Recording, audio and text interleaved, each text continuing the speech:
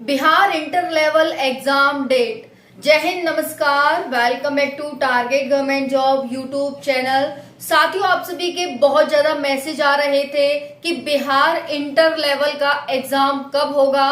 साथियों, आपको इस वीडियो में इस एग्जाम के बारे में सारी इंफॉर्मेशन मिल जाएगी। कौन सी कंपनी एग्जाम कंडक्ट करा रही है, क्योंकि साथियों जो कंपनी एग्जाम कंडक्ट करा रही होती है उसका बहुत ज्यादा इफेक्ट पड़ता है हमारी कट ऑफ पर, और हमारा एग्जाम कितना सुव्यवस्थित तरीके से होगा और कितना अच्छे तरीके से होगा इस पर। क्योंकि बहुत सारी कंपनियां हैं जो बहुत सारी धांधली करवाती हैं उसको लेकर के, या बहुत ऐसी भी कंपनियां हैं कई जो बहुत अच्छे से एग्जाम कराती हैं। तो यहाँ पर एक अच्छी कंपनी को चुना जा रहा है आपके लिए, ताकि एग्जाम सुव्यवस्थित तरीके से हो पाए। और यहाँ पर फॉर्म की संख्या बहुत ज्यादा है, ये भी एक कारण बताया जा रहा है कि अभी तक आपका एग्जाम डिले हुआ। तो बात करेंगे हर एक चीज के बारे में, हर एक तथ्य के बारे में। जो आप सभी के डाउट्स आ रहे थे, आप सभी के डाउट्स इस वीडियो में क्लियर हो जाएंगे। तो वीडियो को पूरा एंड तक देखिएगा। चैनल पर पहली बार आप आए हैं तो चैनल को सब्सक्राइब कर लेना, जिससे कि आपको आगे आने वाला हर एक अपडेट सबसे पहले मिलता रहे। तो हम बात करेंगे यहाँ पर Bihar inter level exam date के बारे में। क्या अपडेट है साथियों? 12,199 पोस्ट पर आप सभी का ये भर्ती है। 12,199 पोस्ट पर फॉर्म की संख्या यहाँ पर देखेंगे तो बहुत ज्यादा है। 27 लाख प्लस फॉर्म भरे गए हैं, और ये 27 लाख फॉर्म बिहार के लिए बहुत ज्यादा हैं। वैसे ज्यादा नहीं है। अभी आपने देखा यूपी पुलिस में 50 लाख फॉर्म भरे गए। कोई भी रेलवे की भर्ती होती है 50 लाख से फॉर्म कम नहीं होते हैं, इससे ज्यादा ही चले जाते हैं। लेकिन अगर बात करें 27 लाख फॉर्म क्या ज्यादा है, तो आंसर है नहीं। लेकिन बिहार राज्य के लिए ये 27 लाख फॉर्म बहुत ज्यादा है। ये भी एक कारण है कि अभी तक आपको अपनी परीक्षा का वेट करना पड़ा, अपने एग्जाम का वेट करना पड़ा। साथियों, यहाँ पर बात करेंगे एग्जाम एजेंसी के बारे में। तो एग्जाम एजेंसी है टीसीएस। जी हाँ, बिल्कुल सही सुन रहे हैं।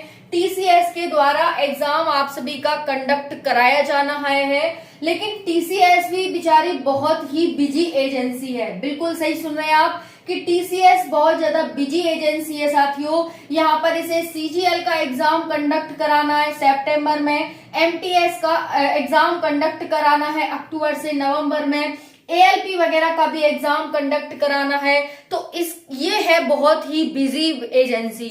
अब बात आती है कि भाई बिहार सरकार के द्वारा क्या इस एजेंसी का चयन किया जाएगा? तो आंसर है यस, किया जाएगा।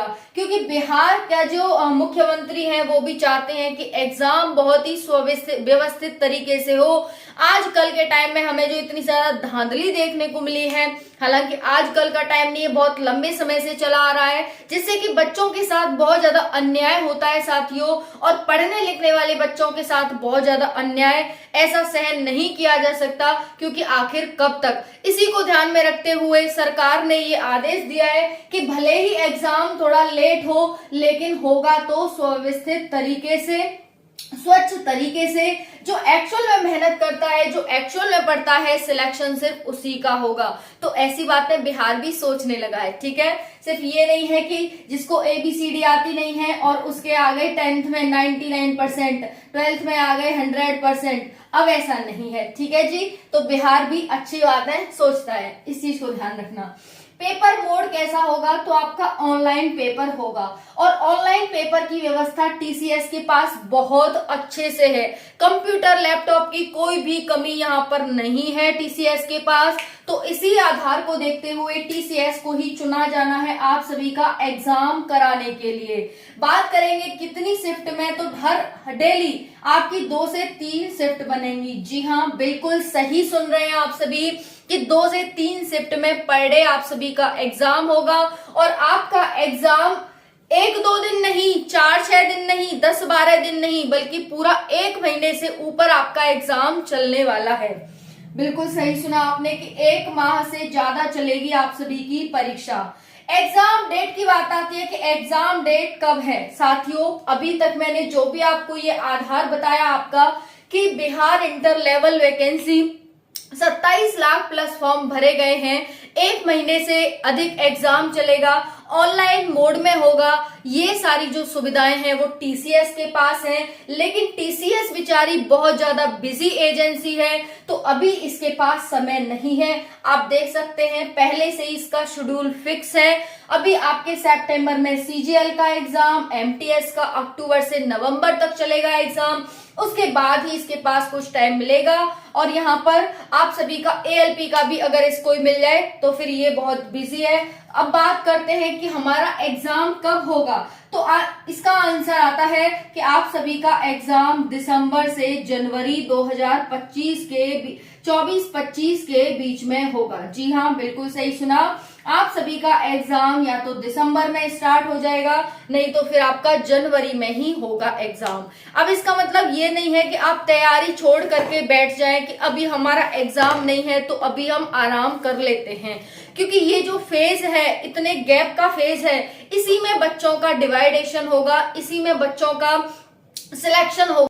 ये नोटिस आप देख सकते हैं, बिहार पटना के माध्यम से इंटर स्तरीय पदों के लिए विभिन्न विभागों की अधिकारियों के आलोक में आयोग द्वारा द्वितीय इंटर स्तरीय संयुक्त परीक्षा हेतु ये प्रकाशन दिनांक 19/9/2023 को किया गया।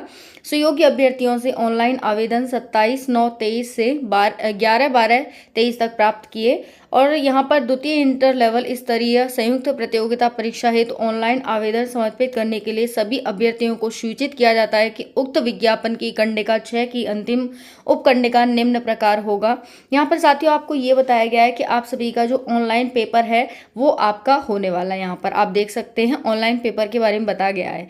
नेक्स्ट है इंटर स्तरीय परीक्षा के लिए एजेंसी का चयन जल्द होने वाला है। देखिए यहाँ पर बीपीएससी द्वितीय इंटर स्तरीय परीक्षा की तैयारी चल रही है। परीक्षा ऑनलाइन मोड में होगी, इसके लिए बेल्ट्रॉल की जिम्मेदारी सौंपी गई है। एजेंसी का चयन इन्हीं के माध्यम से होगा। एजेंसी कब परीक्षा कराएगी, इस पर मंथन जारी है। इतनी बड़ी परीक्षा करानी किसी भी एजेंसी के लिए बड़ी चुनौती होगी। छात्रों की संख्या के हिसाब से देखा जाए तो 2 से 3 शिफ्टों में रोज परीक्षा की तैयारी है। अभ्यर्थियों की संख्या 27 लाख के करीब है। ऐसी स्थिति में परीक्षा कराने में कम से कम 1 माह से अधिक समय लगेगा। परीक्षा कई चरणों में आयोजित होगी। छात्रों की संख्या अधिक होने की वजह से बीएसएससी ने परीक्षा ऑनलाइन आयोजित कराने का निर्णय लिया है। हालांकि आधिकारिक तौर पर परीक्षा की तिथि घोषित नहीं की गई है। उम्मीद है कि अक्टूबर से दिसंबर के बीच परीक्षा हो सकती है। इसके लिए 2023 सितंबर में आवेदन लिया गया था।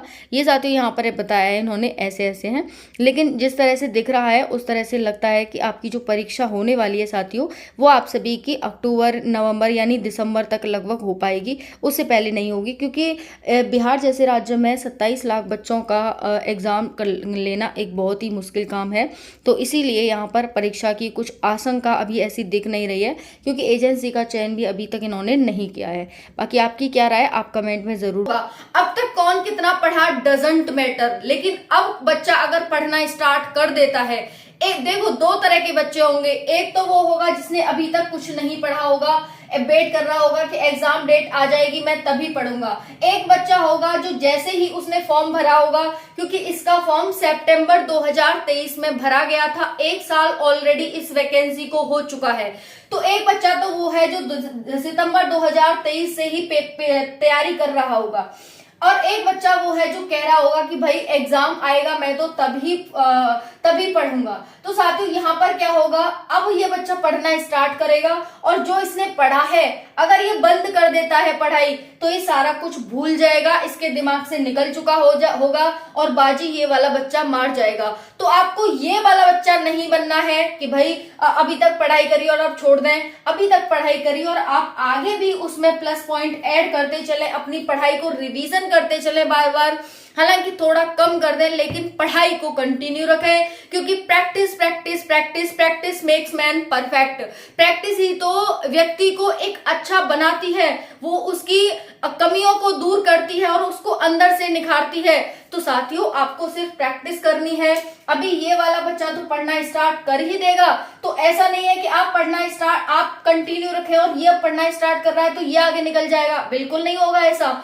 लेकिन अगर आप पढ़ाई बंद कर देंगे तो ये बच्चा आगे निकल जाएगा। तो अब आपको डिसाइड करना है कि आपको कौन सा बच्चा बनना है, ये बच्चा बनना है कि ये बच्चा बनना है, कि अभी तक नहीं करी थी तो सिलेक्शन किसका होगा? तो सिलेक्शन उसी का होगा जो अभी तक मेहनत कर रहा होगा और आगे भी मेहनत करेगा। समझ में आ गया होगा आपको बहुत अच्छे तरीके से। तो साथियों, इस बार आपको सिलेक्शन लेना है बिहार इंटर लेवल वैकेंसी में, तो आपको मेहनत करनी होगी और मेहनत जब तक करनी होगी जब तक कि आपका एग्जाम नहीं हो जाता। तो बहुत सारी आपके मन में डाउट्स होंगे, बहुत सारे और भी क्वेश्चंस उठ रहे होंगे, सभी का डाउट्स इस चैनल पर आपका क्लियर किया जाएगा। कोई और डाउट रह गया है तो कमेंट के माध्यम से पूछ लीजिएगा। बाकी अभी आपका एग्जाम नहीं होने वाला है, अभी तो आपके पास 3-4 महीने ऑलरेडी हैं। तो अब आप सिर्फ मेहनत करें, सिर्फ मेहनत करें और सिर्फ मेहनत करें। थैंक यू, जय हिंद, नमस्कार।